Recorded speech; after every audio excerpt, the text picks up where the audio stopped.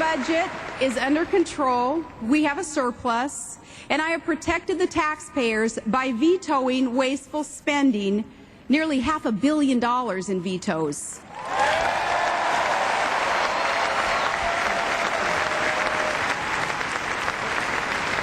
We suspended the state fuel tax and championed reform to end the abuses of earmarked spending by Congress. I told the Congress, thanks but no thanks on that bridge to nowhere. If our state wanted to build a bridge, we were going to build it ourselves. When oil and gas prices went up dramatically and filled up the state treasury, I sent a large share of that revenue back where it belonged, directly to the people of Alaska.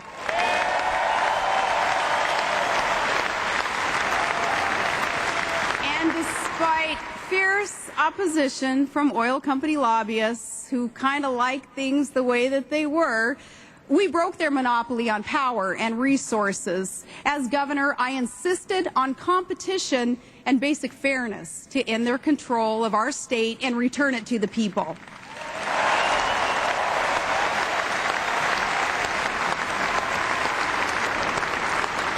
I fought to bring about the largest private sector infrastructure project in North American history. And when that deal was struck, we began a nearly $40 billion natural gas pipeline to help lead America to energy independence.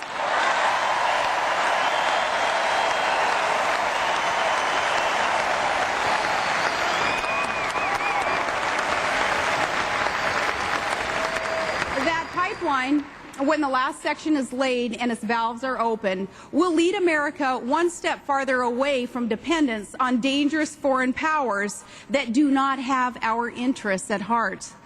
The stakes for our nation could not be higher.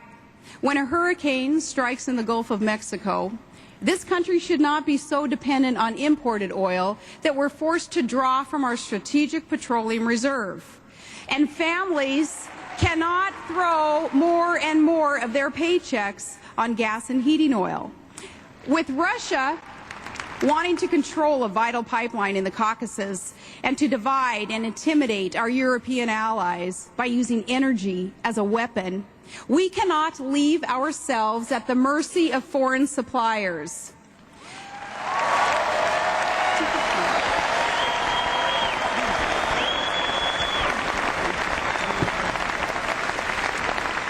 To confront the threat that Iran might seek to cut off nearly a fifth of the world's energy supplies, or that terrorists might strike again at the Abqaiq facility in Saudi Arabia, or that Venezuela might shut off its oil discoveries and its deliveries of that source, Americans, we need to produce more of our own oil and gas and take it from a gal who knows the North Slope of Alaska. We've got lots of both.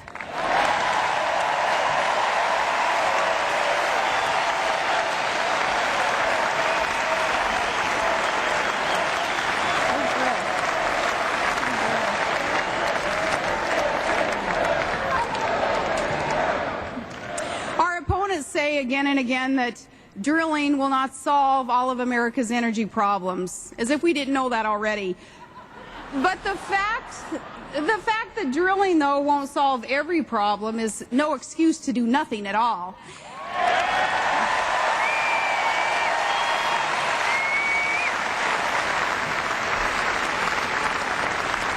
Starting in January, in a McCain-Palin administration, we're going to lay more pipelines and build more nuclear plants and create jobs with clean coal and move forward on solar, wind, geothermal, and other alternative sources. We need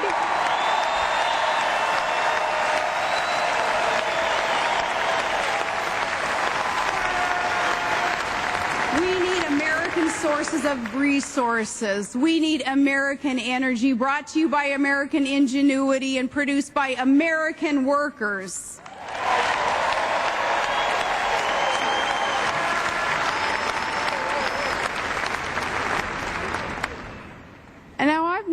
notice a pattern with our opponent, and maybe you have too.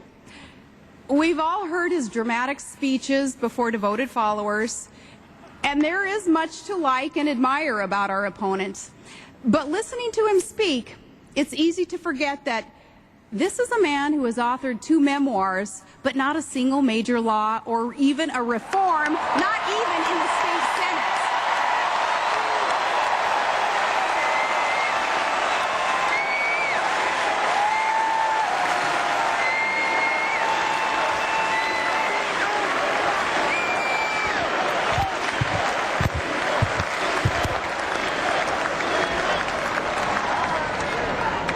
This is a man who can give an entire speech about the wars America is fighting and never use the word victory except when he's talking about his own campaign.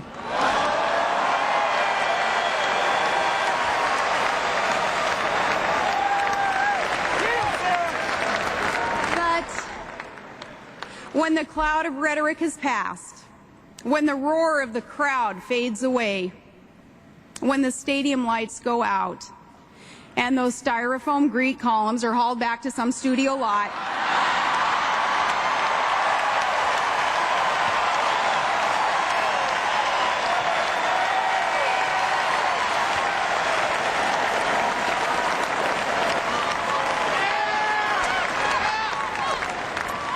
when that happens, what exactly is our opponent's plan?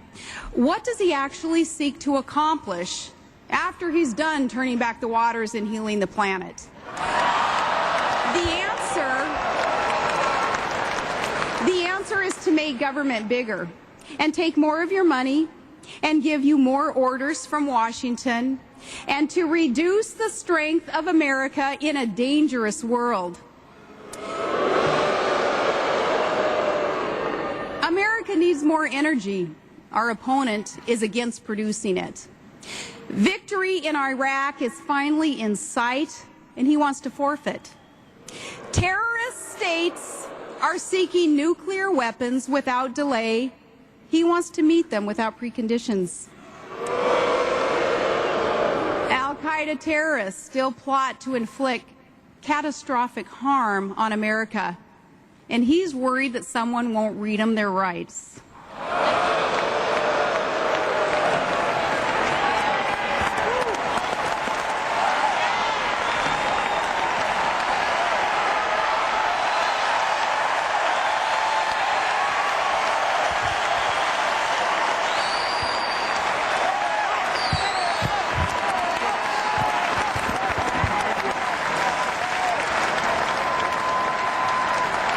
Government is too big.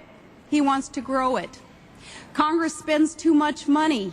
He promises more. Taxes are too high, and he wants to raise them. His tax increases are the fine print in his economic plan. And let me be specific. The Democratic nominee for president supports plans to raise income taxes and raise payroll taxes and raise investment income taxes and raise the death tax and raise business taxes and increase the tax burden on the American people by hundreds of billions of dollars.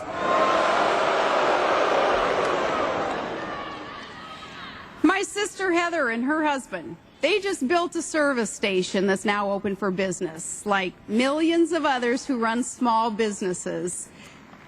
How are they going to be better off if taxes go up? Or maybe you are trying to keep your job at a plant in Michigan or in Ohio. Or you're trying to create jobs from clean coal from Pennsylvania or West Virginia.